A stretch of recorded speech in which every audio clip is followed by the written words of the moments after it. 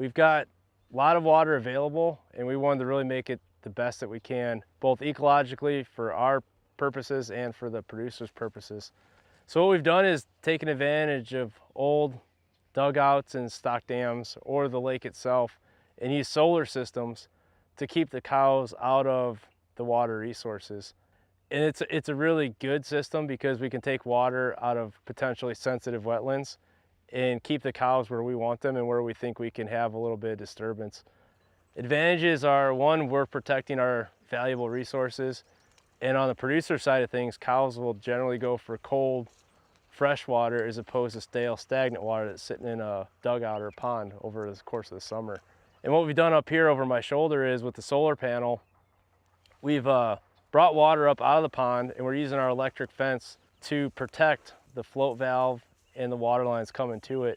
If we want to go somewhere else, we can push these tanks or load them up and move them around as needed. So the whole system here is very fluid and flexible to accommodate for our ecological needs and where water is needed. It's really important for us to keep them out of this protected little wetland area, not only because of ecological reasons, but this system behind me is very expensive and we don't want cows to get back here and start rubbing and scratching on the solar panel and our equipment. The black box is essentially the computer head for the solar system. All the wires go in there and that's what controls the float pump. It's a 24-volt system.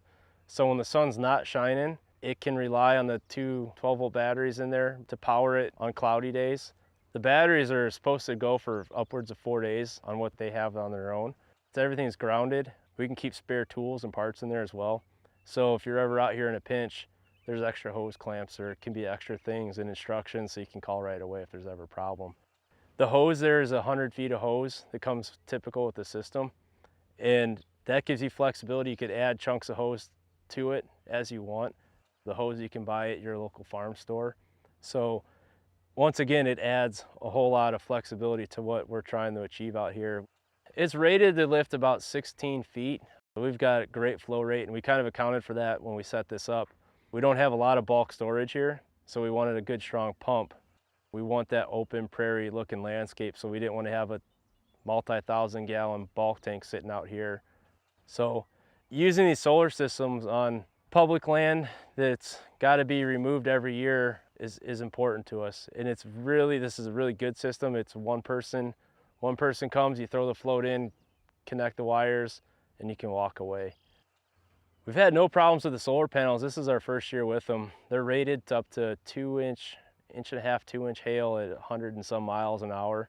The bigger thing with the solar panels in this country is the wind. Not only do we put a 6-inch post on it, we bought bigger bolts so the brackets would fit on it, use concrete, multiple ratchet straps to try to keep that from shaking. And then in the fall, it's pretty easy to take apart. You undo all the wires, they clip. You almost can't clip the wires wrong because of how the manufacturer set them up. There's only one way to do it all.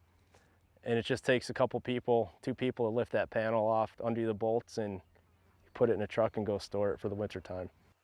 We're pretty water friendly and water rich in terms of what some places have as you go farther out west with one water point. And that was very much planned for because we want that heavy impact on a very designated place.